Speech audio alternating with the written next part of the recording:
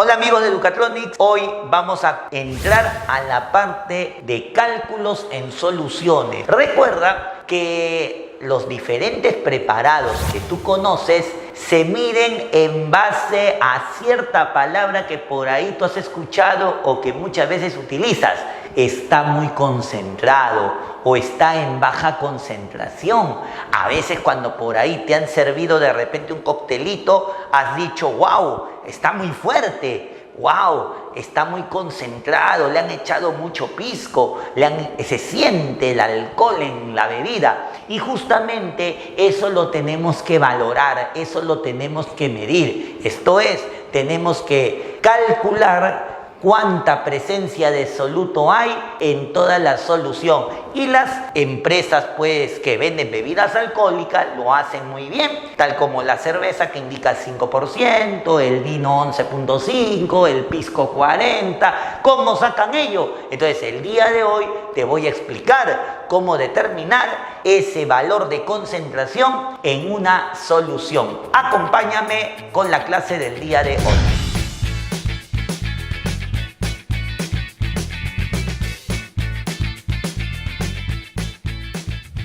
Muy bien muchachos, vamos a continuar con la parte de soluciones y como te dije, ahora entramos ya a la parte de cálculos. Esto es, vamos a evaluar las unidades de concentración. Pero profe, ¿qué significa concentración? Fácil, la concentración viene a ser cuánto soluto está presente en toda la solución. Recuerda que en la clase anterior te dije que la solución estaba constituida de dos componentes. El soluto, que representaba la fase dispersa, y el solvente a la fase dispersante, y que de ellos dos era el soluto el que le daba la cualidad más importante a la solución. Es más, establecimos un parámetro llamado solubilidad en el cual el soluto indicaba la máxima cantidad que podía estar presente en 100 gramos de agua. O sea, es el soluto el que marca la importancia en la solución. Por lo tanto, evaluando la presencia del soluto, vamos a evaluar 5 unidades de concentración, empezando por aquellas de orden físico, esto es, el porcentaje en masa y el porcentaje en volumen. Ambas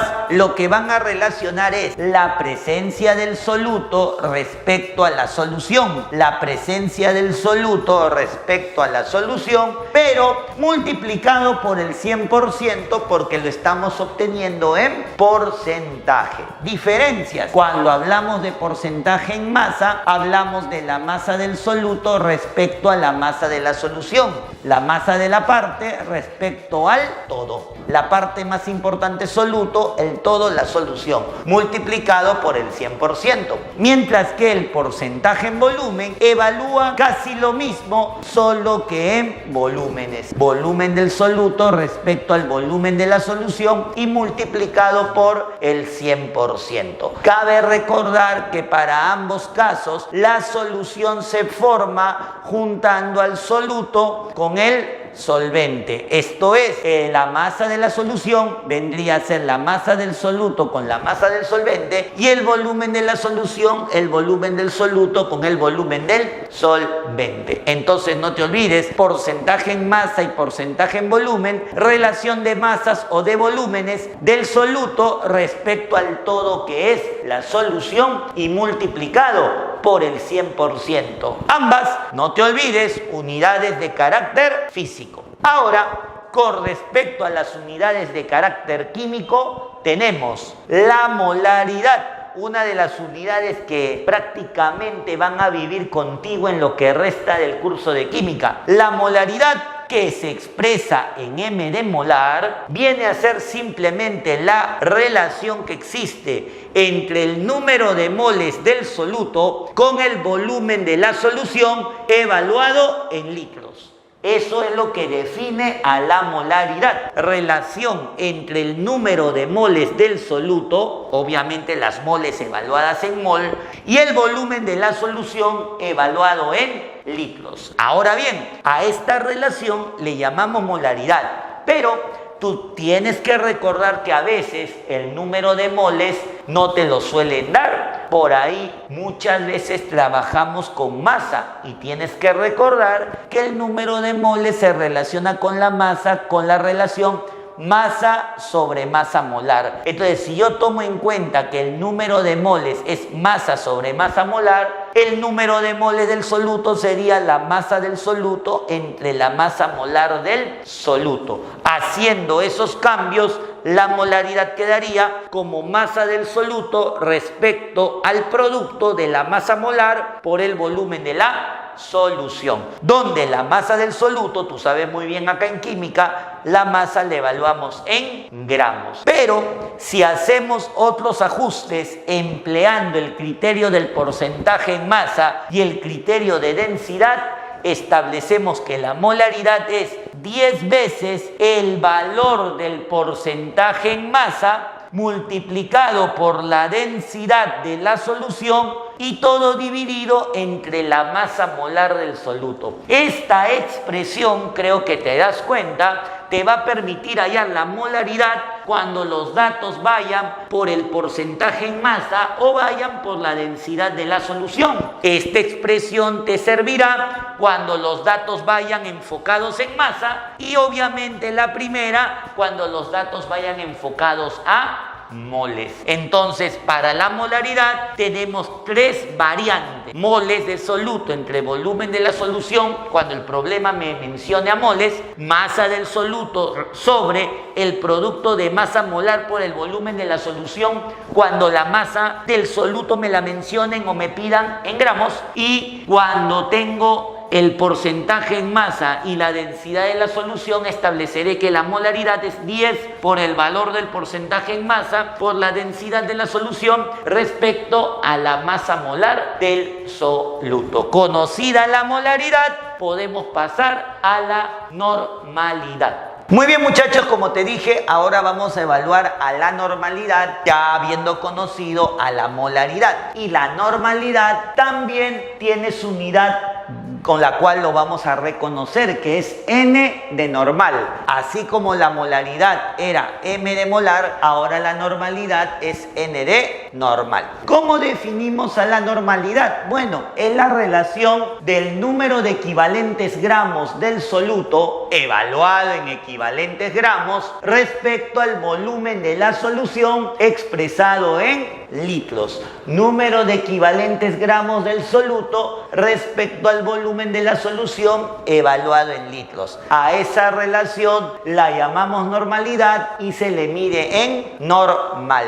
Ahora, de repente tú no estás muy acostumbrado a esta relación, pero haciendo ciertos ajustes con los conceptos de equivalentes gramos, vamos a establecer esta relación que tú la conoces desde que estabas en el colegio y que seguramente te hace recordar a ese pececito que habrás visto en alguna película animada, ¿no? El famoso Nemo. ¿De acuerdo? Normalidad es igual a molaridad por el parámetro de carga teta. Siempre que tú quieras por ahí vincular a la normalidad, es más rápido que te acuerdes de Nemo. ¿De acuerdo? Con Nemo nosotros establecemos que no hay normalidad si no tengo molaridad. Primero tengo que hallar la molaridad, para ello las tres relaciones que te comenté hace ratito, y recién lo multiplico por el parámetro teta y estableceremos la normalidad. Ahora el detalle para ti es: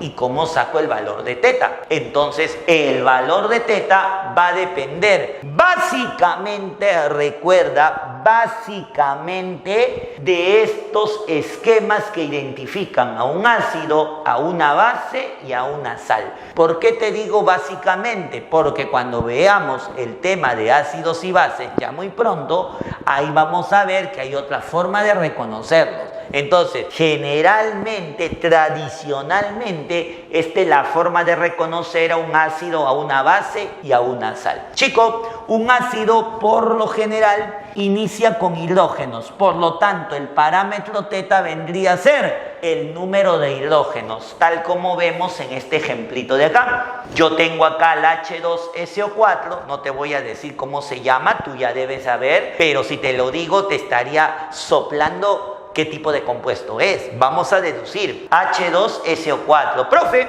usted me ha dicho que aquellas sustancias que por lo general inician con H, y en este caso está iniciando con dos H's, vienen a ser ácidos. Por lo tanto, esta sustancia cumple con el esquema de los ácidos. Y correcto, ahora sí te digo quién es él. Él es ácido sulfúrico. Si yo te lo decía, al toque ibas a decir, ah, ya, parámetro teta, número de H's. Tienes que también darte cuenta por tu simple inspección. Entonces, profe, como yo veo que esta especie ha iniciado con H's, y usted me ha dicho que por lo general los ácidos inician con H, entonces él debe ser un ácido. Por lo tanto, parámetro teta, cantidad de hidrógenos. Por lo tanto, como acá tengo dos hidrógenos, el parámetro teta sería 2. Así de fácil, así de simple. Conozco la molaridad, conozco el teta y el producto me da la normalidad. Ese es el primero. El segundo, la base, o que tú has conocido como hidróxido, se caracteriza porque generalmente termina en OH y por lo tanto el parámetro teta, ¿quién vendría a ser? El número de OHs, el número de oxidrilos. Recuerda, él es el ion oxidrilo o el ion hidroxi, ¿no? También así le conoce. Entonces, cuando yo veo que la sustancia presenta hidroxis u oxidrilos al final de su estructura, generalmente lo conocemos como base. Mira por acá el segundo ejemplito. Si tú te das cuenta, profe, él tiene al ion hidroxi al final. Entonces, como tiene al ion hidroxi, debe ser una base, exacto.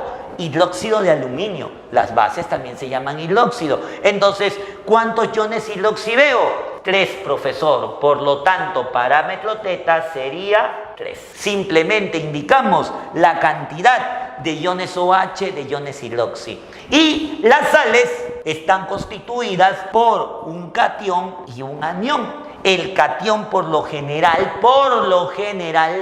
es el metal con el cual arranca la fórmula química. ¿De acuerdo? Es por eso que el parámetro teta viene a ser la carga total del catión o, por ahí de modo práctico, la carga total del metal. Ahora, ¿a qué se refiere, profe, con la carga total? Mira por aquí. Esta es la sal llamada sulfato de sodio, donde el sodio, tú sabes por conocimiento de tabla periódica, es un metal. Al ser metal, toma el comportamiento de catión, donde este sodio, tú sabes, por ubicarse en el grupo 1A de la tabla periódica, va a tener estado de oxidación más 1. Listo. Si el sodio tiene estado de oxidación más 1, yo te pregunto, ¿cuántos sodios aprecias en la fórmula? Bueno, tú puedes apreciar que en esta formulita existen 2 sodios. Por lo tanto, si un sodio te da carga más 1, 2 sodios te dará de carga ¿cuánto? Más 2. Y ese 2 viene a ser el parámetro teta de la sal. O sea, cuando se trabaja con las sales, tú tienes que tener el cuidado de reconocer primero la carga que presenta el elemento metálico, en este caso, a partir de lo que aprendiste en nomenclatura, a partir de lo que recuerdas de tabla periódica, y con ello ver cuánto de ese elemento está presente, de tal manera que el total representará el parámetro teta. Conocido el parámetro teta y conocida la molaridad, invoco a Nemo y tenemos la normalidad. Muy bien, muchachos, entonces cerramos como quinta unidad de concentración la molaridad. Ojo, no es molaridad en chino, ¿ah? Vayas a decirme de repente, profe, tú estás hablando en chino, molaridad. No, eso es molaridad, esto es molaridad, otra unidad de concentración, tal que su unidad va a ser el molal. ¿De acuerdo? Ahora, ¿qué es lo curioso en la molaridad? Que mientras todas las unidades evaluaban al soluto respecto a la solución, la molaridad va a ser la unidad que evalúe las moles de soluto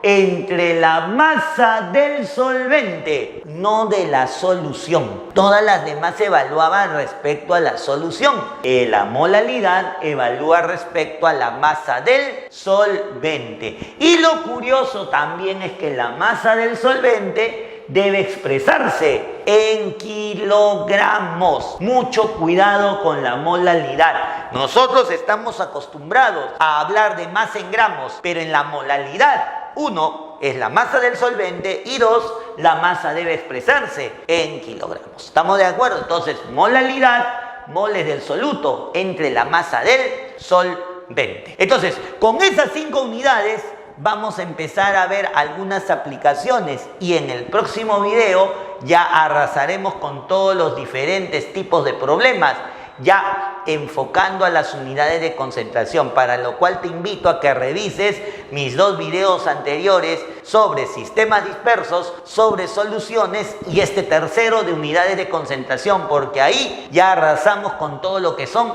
ejercicios. ¿Estamos de acuerdo? Entonces, una aplicación de una de ellas, a ver si la detectas, cuál es la que vamos a utilizar en estos momentos. Dice el ejemplito: determinen la masa de hidróxido de sodio que se utiliza para formar 2 litros de una solución 1.5 normal.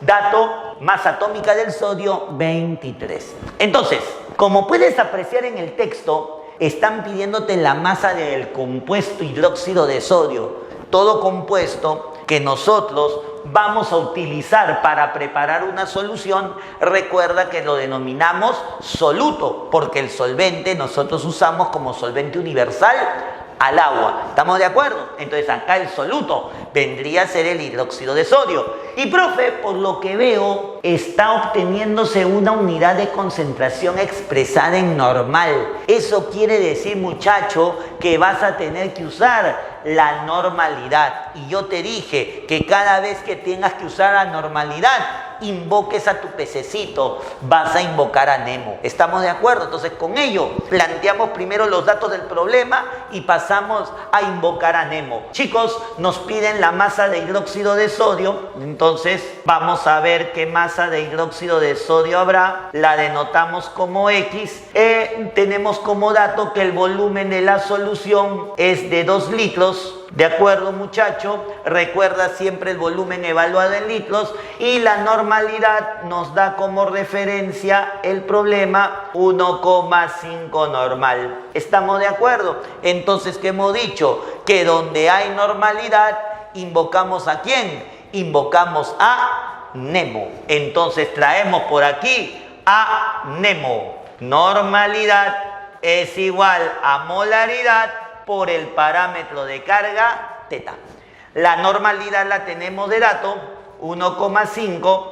La molaridad, teacher, no lo conozco. Falta hallar mi tetita, profe. Entonces, ¿de dónde saco mi tetita? De acá, de la tablita que te indiqué. Yo te pregunto, yo te cuestiono, yo te interrogo. Hidróxido de sodio, ¿qué tipo de compuesto es? Fíjate. Y si tú revisas con la tablita, vas a darte cuenta que termina en OH. Y si termina en OH, se trata de una base. Profe, usted me dijo que el parámetro teta en las bases es la cantidad de OHs. Parámetro teta, como hay un solo OH, parámetro teta 1. Y ese 1 reemplazo por aquí. Por lo tanto, ahí tenemos que la molaridad es 1,5 molar. Y ya con eso tengo la molaridad. Conocida la molaridad, profe, ahora voy a hallar la masa del soluto. ¿Qué fórmula que tiene molaridad y tiene masa me conviene usar? Sígueme por aquí. Si estas eran las fórmulas de la molaridad, yo te dije, ella era cuando usabas moles, ella era cuando usabas masa y ella era cuando usabas porcentaje en masa o densidad. Como por allá tú quieres hallar la masa del soluto, te convendría usar la segunda expresión de molaridad, donde acá el hidróxido de sodio toma el papel de masa del soluto. Por lo tanto, vamos con la segunda expresión de molaridad. Sígueme por acá. Entonces, conocida la molaridad, diríamos por acá que la molaridad, ¿a qué es igual? Simplemente a la masa del soluto respecto a la masa molar por el volumen de la solución. Profesor Sasso, me falta la masa molar. ¿Cómo saco la masa molar? Te di un dato. El sodio tiene un valor de 23 U+, su masa atómica es 23. Por lo tanto, oxígeno e hidrógeno completarían el hallazgo de la masa molar. Entonces, hallemos la masa molar. Masa molar del hidróxido de sodio, sodio 23, oxígeno 16. Mira, te lo voy a hacer pasito a pasito, suavecito. Mira para que te recuerdes, papá. Profe, sodio 23, oxígeno 16, hidrógeno 1, masa molar 40. Y ese 40, ¿qué hacemos? Lo reemplazamos. Y ese 40, ¿qué hacemos? Lo reemplazamos. Entonces, la molaridad 1,5, la masa del soluto le hemos llamado X, la masa molar viene a ser 40 y el volumen de la solución era ¿cuánto? Era 2 litros. Entonces, esta parte que está como denominador pasará a multiplicar hacia el 1,5 y con eso hallamos la masa del soluto. Tenemos 40, tenemos 2, tenemos 1,5. Al multiplicar todo, eso nos da ¿cuánto? 120 gramitos. Recuerda que la masa se mide en gramos y de esa manera has vinculado dos unidades de concentración, la normalidad y la molaridad. Recuerda, no hay normalidad si no tienes molaridad. Entonces, es una aplicación elemental para que tú puedas ver cómo, recordando las fórmulas y tomando en orden los datos, puedo vincular a la normalidad con la molaridad. Y de paso, hemos recordado cómo hallar masa molar, la suma de las masas atómicas, y luego establecer el parámetro de carga teta, tal como te dije respecto al esquema de la segunda columna que vimos. Entonces, simple, toma los datos, busca la expresión que los vincule y tienes la variable que requieras calcular según la unidad de concentración que estás evaluando. Esta es una aplicación y ya después pasaremos a ver los problemas picantes, donde ahí ya tendremos que analizar un poquito más con lo que ocurre con la solución antes de poder emplear alguna de las formulitas que te he mencionado el día de hoy. Bien, muchachos, entonces hoy hemos aprendido cómo determinar el cálculo de las diferentes unidades de concentración. Es más, hemos visto un ejemplito donde puedes ver cómo relacionar el uso de la normalidad con la molaridad. Obviamente, eso es solamente un ejemplito. Lo que se viene en el siguiente video son los problemas ya más picantes, más sabrosos sobre el uso de las unidades de concentración. Así que espero que estés revisando los demás videos, incluido este, para que seas un tigre, un tiburón en soluciones. Y cuando hagamos el siguiente video, donde ya verás los diferentes problemas que se pueden presentar en los exámenes de admisión, estés a la altura de la situación. Así que mucha suerte, a seguir repasando, y conmigo será hasta mi próximo video. Y no te olvides, muchos likes ahora en la página de Facebook. Síguenos también por YouTube, viendo mis clases ahí, mis clases virtuales, no solo las mías, sino también de mis demás compañeros. Y no te olvides de descargar la aplicación Invictos, que está en la Play Store, para que por ahí te podamos ayudar en algunas dificultades que tengas con tus avances en tus diferentes cursos, que por ahí estamos gustosos en ayudarte. Así que síguenos en Facebook, síguenos en YouTube y no te olvides, estamos en Invictos, descarga la aplicación y llévala contigo para cualquier duda que tengas, y confía en que tendrás la solución lo más pronto posible en tu celular. Hasta la próxima.